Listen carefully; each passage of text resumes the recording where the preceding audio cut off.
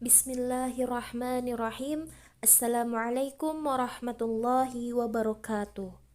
Apa kabar anak-anakku sekalian? Semoga kita selalu dalam lindungan Allah Subhanahu wa taala. Anak-anak, bertemu lagi bersama saya Ibu Nurdianti Astri Dewi, yang mana saya akan mengampu mata pelajaran Al-Quran Hadis di kelas 11. Nah, anak-anak, untuk materi pertama di semester 1 mata pelajaran Al-Quran Hadis, kita akan membahas mengenai proses penciptaan manusia. Namun sebelum kita menginjak kepada materi, alangkah baiknya kita awali dulu dengan membaca basmalah bersama-sama. Bismillahirrahmanirrahim. Anak-anak, Ibu harap kalian masih tetap semangat mengikuti pembelajaran walaupun kita masih dalam situasi pandemi seperti ini ya. Nah, untuk hari ini kita akan mempelajari materi yang pertama di semester 1 mata pelajaran Al-Quran Hadis, yaitu proses penciptaan manusia. Nah, kita lihat dulu peta konsep dari materi hakikat penciptaan manusia. Yang pertama yaitu menganalisis Quran surat Al-Mu'minun ayat 12-14. Yang kedua, menganalisis Quran surat An-Nahl ayat 78. Yang ketiga, menganalisis Quran surat Al-Baqarah ayat 30-32. Yang keempat, menganalisis Quran surat Az-Zariyat ayat 56.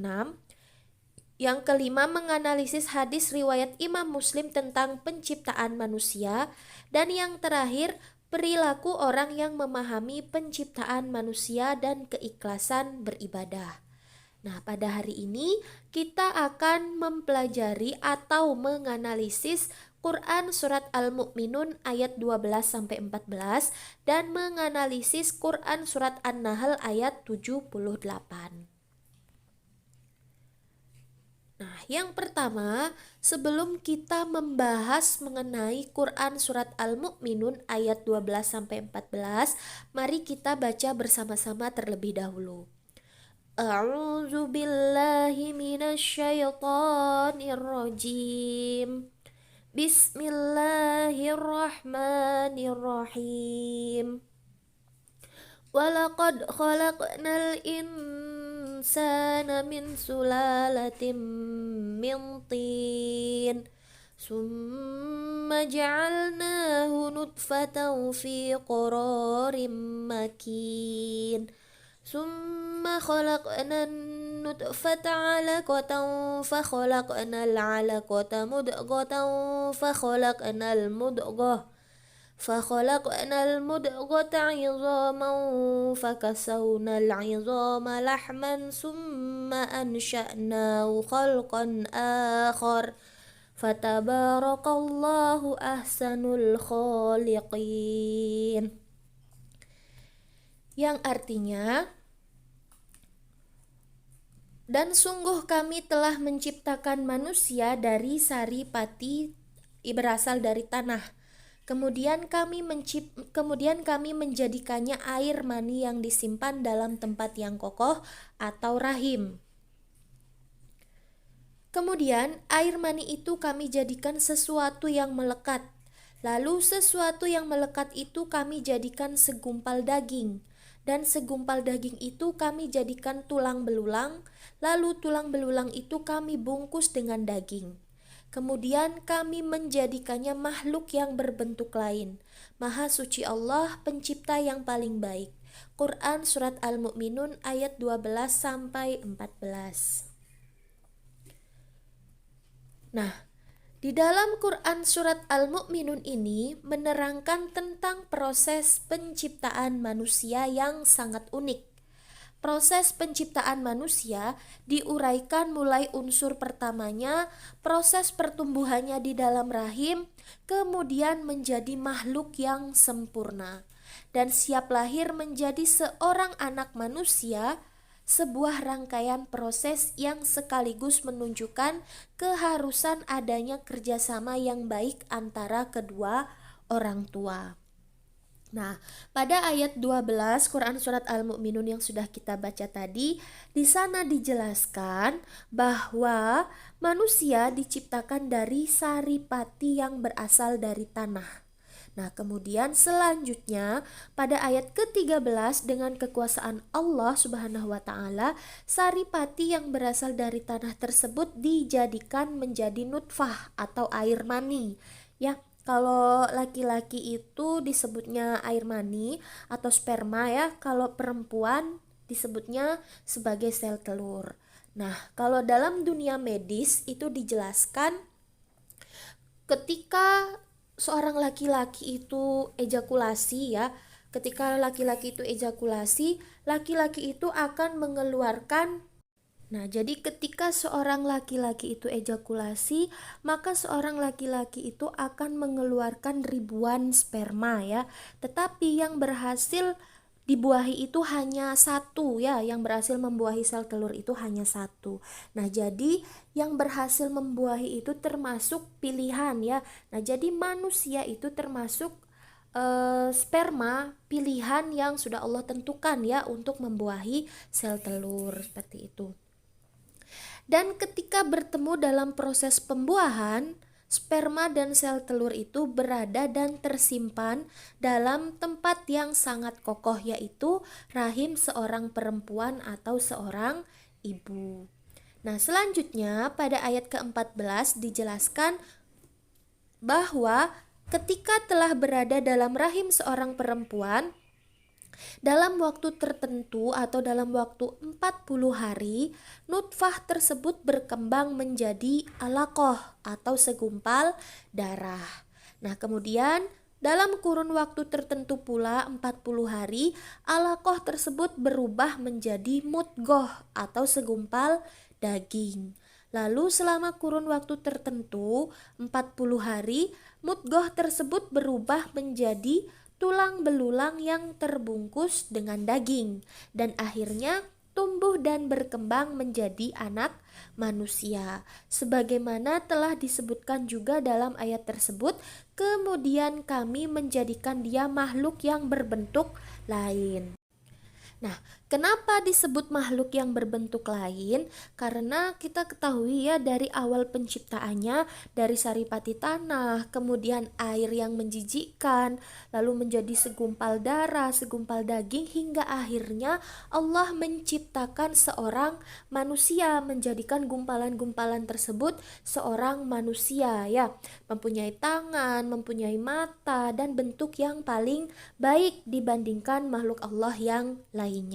Nah, makanya disebut sebagai makhluk yang berbentuk lain. Nah, kemudian ketika dulu Allah biasanya usia ke-4 bulan kita itu ada yang namanya tradisi 4 bulanan ya. Kenapa kok ada tradisi 4 bulanan? Nah, kita ketahui bahwa pada usia 4 bulan Allah itu sudah meniupkan ruh kepada janin yang ada di rahim seorang ibu. Nah, dari sana juga dari usia 4 bulan itu juga Allah sudah menuliskan takdir manusia ya, baik itu rezeki, kemudian umur, jodoh, mati dan sebagainya itu sudah Allah tuliskan pada usia kandungan ke-4 bulan ketika Allah meniupkan ruh kepada janin yang ada di dalam rahim seorang ibu. Nah, makanya kita ada yang namanya tradisi 4 bulanan yang mana kita meminta orang-orang untuk berdoa ya, untuk keselamatan janin yang ada di dalam perut seorang ibu. Nah, itu tujuannya untuk apa? Sebenarnya kita meminta yang baik-baik ya, berdoa yang baik-baik semoga Allah menakdirkan janin yang ada di dalam perut seorang ibu itu dengan takdir yang baik-baik. Seperti itu. Nah, terkait dengan hal ini, riset para ahli embriologi menyebutkan bahwa selain mengandung spermatozoa, air mani juga tersusun dari berbagai campuran yang mempunyai fungsi masing-masing. Misalnya mengandung gula yang diperlukan untuk menyediakan energi bagi spermatozoa, menetralkan asam di pintu masuk rahim, dan melicinkan lingkungan agar memudahkan pergerakan sperma. Sebelum proses fertilisasi atau pembuahan terjadi, 250 juta sperma terpancar dari laki-laki pada satu waktu menuju sel telur, yang jumlahnya hanya satu setiap siklusnya. Sperma-sperma tersebut melakukan perjalanan yang sulit menuju sel telur karena saluran reproduksi wanita yang berbelok-belok, kadar keasaman yang tidak sesuai dengan sperma, adanya gerakan menyapu dari saluran reproduksi wanita, dan juga gaya gravitasi yang berlawanan. Hanya 1000 dari 250 juta sperma yang berhasil mencapai sel telur. Nah, sel telur hanya akan membolehkan masuk satu sperma saja. Setelah masuk dan terjadi fertilisasi pun, belum tentu zigot ini akan menempel di tempat yang tepat di rahim seorang perempuan. Nah, itu ya, diingat, jadi sperma yang masuk ke dalam sel telur seorang ibu itu merupakan sperma pilihan yang nantinya akan tumbuh menjadi seorang manusia atau janin yang berkembang di dalam perut seorang ibu. Nah, itu pun ya, biasanya sperma yang lepas dari seorang laki-laki itu belum tentu jadi seorang janin ya, belum tentu bisa membuahi sel telur yang hanya satu dilepaskan setiap siklus oleh seorang wanita. Makanya kadang ada wanita yang hamilnya lama ya, menunggu seorang anak dalam waktu yang lama. Karena itu bisa saja spermanya itu tidak bagus, kemudian spermanya tidak menempel di rahim seorang wanita. Seperti itu jika dalam dunia medis. Nah, ketika sperma dari laki-laki bergabung dengan sel telur wanita, terbentuk sebuah sel tunggal. Nah, sel tunggal tersebut akan berkembang biak dengan membelah diri hingga akhirnya menjadi segumpal daging. Hal ini hanya dapat dilihat dengan bantuan mikroskop dan prosesnya tidak simpel dan mudah. Prosesnya kompleks dan kritis di setiap proses pembelahannya. Jika terjadi kesalahan kecil sedikit saja pada tahap-tahap tertentu, fetus bisa mengalami kecacatan. Namun zigot tersebut tidak melewatkan tahap pertumbuhannya begitu saja. Ia melekat kuat pada dinding rahim seorang ibu atau plasenta, seperti akar yang kokoh menancap di bumi. Melalui hubungan semacam ini, zigot mampu mendapatkan zat-zat penting dari tubuh sang ibu bagi pertumbuhannya. Itu ya. Jadi kita selama ada di dalam rahim ibu itu kita makan melalui asupan seorang ibu ya. Jadi apa yang seorang ibu makan, pasti janin yang ada di dalam perut itu juga ikut menyerap ya, menyerap apa yang ibu makan melalui plasenta yang melindungi janin yang ada di dalam rahim seorang ibu. Nah, sisi penting lain tentang informasi yang disebutkan dalam ayat-ayat Al-Quran surat Al-Mu'minun di atas adalah tahap-tahap pembentukan manusia dalam rahim ibu. Disebutkan dalam ayat tersebut bahwa dalam rahim ibu air mani itu menjadi segumpal darah. Lalu segumpal darah itu menjadi segumpal daging, dan segumpal daging itu menjadi tulang belulang. Lalu tulang belulang itu dibungkus dengan daging, kemudian menjadi makhluk yang berbentuk lain. Nah, kurang lebih gambarannya seperti ini ya. Nutfah, alaqoh, mudgoh, izham dan lahmun, tulang, kemudian nafkhum dan lahm, menjadi bentuk yang paling mulia, menjadi bentuk yang sebaik-baiknya dari yang awalnya hanya dari saripati tanah, kemudian air yang hina, segumpal darah, segumpal daging, tulang belulang, kemudian tulang itu dibungkus dengan daging, kemudian menjadi bentuk yang lain. Dan hebatnya adalah ketika Al-Quran diturunkan kepada Nabi Muhammad, pemahaman para ahli terhadap proses kejadian manusia belum sampai pada penggambaran yang sangat detail, seperti yang digambarkan pada ayat-ayat di atas. Justru informasi yang dibawa Al-Quran yang dengan tepatnya mampu memberikan gambaran sedemikian detail dan gamblang. Di era perkembangan ilmu pengetahuan dan teknologi, semua yang digambarkan oleh Al-Quran yang kemudian dijelaskan lebih detail oleh Nabi Muhammad, semuanya terbukti benar.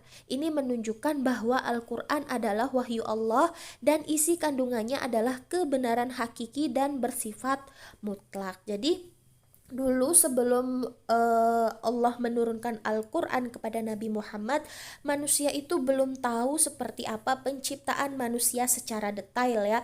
Mungkin hanya mengira-ngira saja.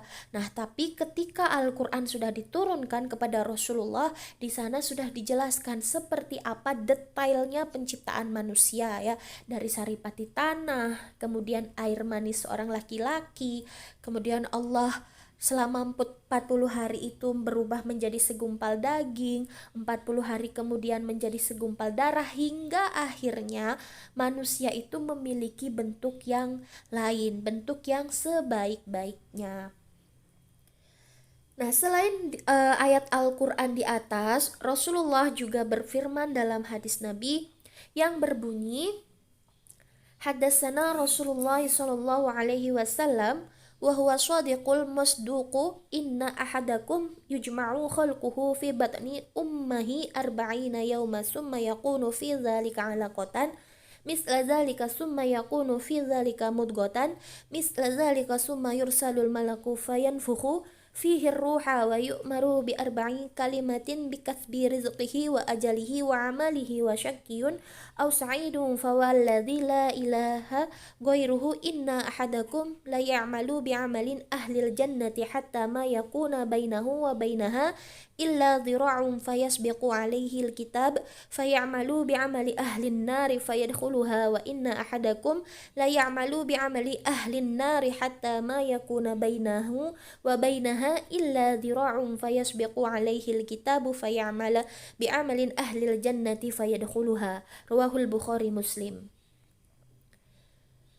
Yang artinya Rasulullah Shallallahu Alaihi Wasallam yang dialah orang yang jujur dan terpercaya pernah berkata kepada kami, sesungguhnya setiap kalian dikumpulkan penciptaannya dalam rahim ibunya selama 40 hari berupa nutfah atau sperma, kemudian menjadi alaqah segumpal darah selama waktu itu juga, kemudian menjadi mudghah segumpal daging selama waktu itu pula, maksudnya 40 hari ya.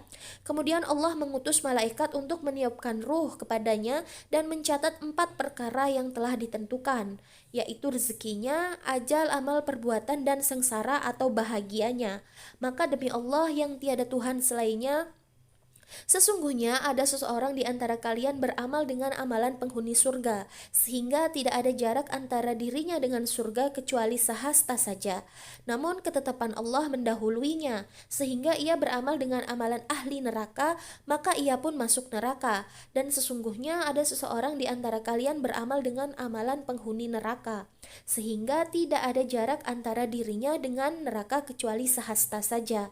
Namun ketetapan Allah mendahuluinya, sehingga ia beramal dengan amalan ahli surga, maka ia pun masuk surga. Hadis riwayat Bukhari Muslim. Nah, itu tadi ya, saya sudah menjelaskan bahwa ketika Allah meniupkan ruh kepada janin yang ada di dalam perut, Allah itu sudah menuliskan takdir, yaitu rezeki, ajal, amal perbuatan, dan sengsara atau bahagianya hidup seseorang. Nah, jadi takdir itu sudah dituliskan dalam Lauhul Mahfuz. Nah, kemudian kalian bertanya, Bu, terus apa gunanya saya beribadah jika saya sudah ditakdirkan sengsara bahagianya surga dan nerakanya? Kalau saya sudah ditakdirkan masuk neraka, lantas apa gunanya saya beribadah? Nah, itu pertanyaan kalian misalnya. Nah, kita tidak tahu seperti apa garis Tuhan atau garis Allah menakdirkan kita. Ya, yang jelas kita selama hidup di dunia diperintahkan untuk beribadah kepada Allah. Tujuan kita diciptakan itu untuk beribadah kepada Allah. Kita tidak tahu ditakdirkan untuk masuk neraka atau masuk surga. Yang jelas selama hidup di dunia, mari kita berusaha untuk berbuat sebaik-baiknya, melakukan ibadah dengan seikhlas-ikhlasnya. Tujuan kita hidup itu hanya untuk mencari ridho Allah. Usaha tidak akan mengkhianati hasil ya, karena kita tidak tahu seperti apa Allah menakdirkan kita nantinya. Tapi mari kita menjadi manusia itu berusaha untuk berbuat baik, untuk melaksanakan ibadah seperti apa yang sudah Allah perintahkan, seperti itu ya. Nah, kemudian kita lanjut ke surat yang kedua, yaitu surat An-Nahl ayat 78. Mari kita baca bersama-sama. Wallahu akhrajakum min butuni ummahatikum la ta'lamuna syai'an wa ja'ala lakumus sam'a wal absara wal af'idah la'allakum tashkurun. Yang artinya, dan Allah mengeluarkan kamu dari perut ibumu dalam keadaan tidak mengetahui sesuatu pun, dan Dia memberimu pendengaran, penglihatan, dan hati nurani agar kamu bersyukur. Nah, kandungan dari ayat 78 surat An-Nahl ini masih erat kaitannya dengan makna dari surat Al-Mu'minun ayat 12 sampai dengan 14. Pada ayat ini Allah Subhanahu wa taala menegaskan bahwa ketika seorang anak manusia dilahirkan ke dunia, dia tidak tahu apa-apa. Dengan kekuasaan dan kasih sayangnya, manusia dibekali dengan atribut pelengkap yang nantinya dapat berfungsi untuk mengetahui segala sesuatu yang sebelumnya tidak pernah diketahui. Atribut-atribut tersebut ialah berupa 3 unsur penting dalam proses pembelajaran bagi manusia, yakni pendengaran, penglihatan, dan hati akal atau pikirannya. Nah, jadi Allah itu menciptakan manusia dalam bentuk yang sebaik-baiknya dibandingkan makhluk Allah yang lainnya. Dalam ayat di atas, indera pendengaran disebutkan pertama oleh Allah, sebab pendengaran adalah unsur utama yang pertama kali dipergunakan oleh orang yang akan belajar untuk memahami segala sesuatu.